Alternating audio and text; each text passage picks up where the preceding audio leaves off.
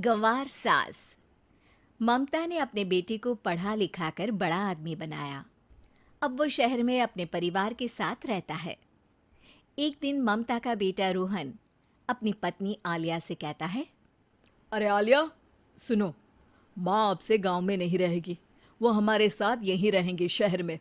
उनका कमरा आज नौकर से बोलकर अच्छे से साफ करवा देना। ओह, आज तो मेरी किटी पार्टी है, फिर मुझे जिम और फिर शॉपिंग। ठीक है, कल करवा दूंगी। अ, अच्छा, लेकिन माँ के सामने ये कपड़े नहीं चलेंगे। हाँ, तुम्हें साड़ी या सूट पहनना होगा। अरे बिल्कुल भी नहीं। मेरे मम्मी पापा ने इतना पैसा लगाकर शादी इसलिए नहीं की थी कि मैं अपनी मर्जी के कपड़े पहन ओढ़ भी ना सकूं। अरे चलो, गुस्सा मत हो, लेकिन कुछ दिन तो माँ की खुशी के लिए कर सकती हो ना। लेकिन आलिया मानती नहीं। माँ आती है सिंपल सी साड़ी, झोला और चप्पल पहनकर। अरे रोहन, मैं इनके साथ कैसे रहूंगी? मेरी फ्रेंड्स क्या कहेंगी? ये तो पूरी गंवार लग रही है।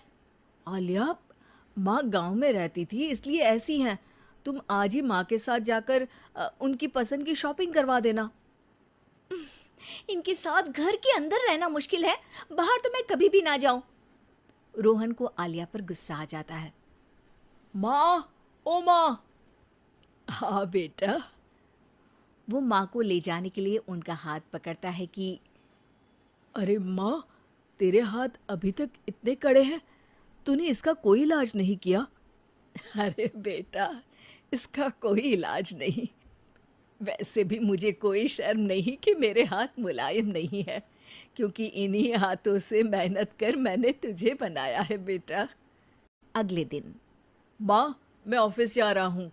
कुछ लाना हो तो आलिया को बोलकर फ़ोन करवा देना। रोहन के जाने के बाद, आप ना आज कमरे में ही रहिएगा, घर में पार्टी है, मेरी सहेलियां आ रही हैं, मैं उन लोगों के सामने आपको नहीं ला सकती हूँ। ठीक है बहू, लेकिन तुम कहो तो मैं कुछ खाने को बना दूँ तुम लोगों की पार्टी के लिए। वो लोग सिर्फ कॉन्टिनेंटल या थाई फूड ही खाते हैं। कोई बात नहीं, कभी इंडियन खिलाने वाला कोई मिला नहीं होगा ना। मैं बनाकर कमरे में चली जाऊंगी। जैसे आपकी मर्जी। आलिया के घर उसकी दोस्त आती हैं, पार्टी होती है। अरे वाह आलिया, ये क्या है खाने में? बड़ा ही स्वादिष्ट है यार, इसकी रेसिपी मुझे चाहिए। हाँ, और ये दाल, ओ माय गॉड, मैंने तो किसी 5 स्टार में भी ऐसी दाल नहीं खाई है। यार तू कुक को यहाँ बुलाना। अब आलिया घबरा जाती है। हाँ हाँ हाँ, क्यों नहीं। माँ जी जरा बाहर आइए। आलिया की सास सिंपल सी साड़ी और गांव के अंदाज में आती है। अरे बहू, क्या हुआ? खाना पसंद नहीं आया क्या? बहू? अरे ये गांव से दिखने वाली औरत तुम्हें बहू क्यों बोल रही है? कौन है ये? वो हमारी नई नौकरानी है। सास बहू की बात सुनकर बहुत दुखी हो जाती है। वो सर झुकाकर जा ही रही होती है कि एक सहेली बोल पड़ती है। अरे कहाँ जा रही हैं माँ जी? वो उठकर उनके पैर छूती है। जीती रहो बेटा। क्या है ना, आपकी शक्ल बिल्कुल मेरी माँ जैसी है। पता है आलिया, मैं शहर पढ़ने आई और फिर शहरी हो गई, लेकिन मेरे माँ पापा तो आज भी गांव में रहते हैं, बिल्कुल इनके जैसे ही हैं। आप यहाँ बैठिए ना आंटी, आप सच में बड़ी खूबसूरत है और आपके हाथ का खाना तो लाजवाब है। काश ये मेरी सास होती। सभी सहेलियां सास को घेर कर बैठ जाती हैं और उनसे खाने की रेसिपी पूछ रही होती है कि तभी घर की बेल बजती है और रोहन आता है। अरे क्या बात है, आज आप लोग हमारे घर में? और ये लोग तो मुझे आलिया से ज्यादा माँ की सहेलियाँ लग रही हैं। क्या ये आपकी माँ है? लेकिन आलिया ने तो कहा कि ये उनकी नौकरानी है और इन्होंने भी नहीं बताया।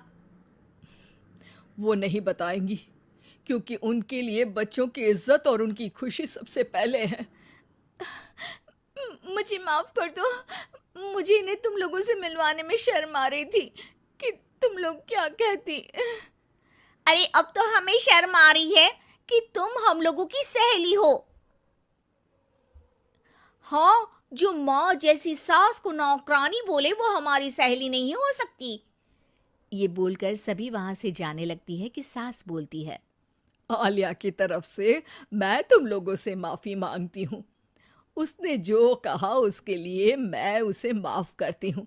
अब तुम लोग भी उसे माफ़ कर दो, क्योंकि अगर तुम लोगों ने उससे दोस्ती तोड़ी तो फिर मेरे हाथ का खाना कैसे खाओगी?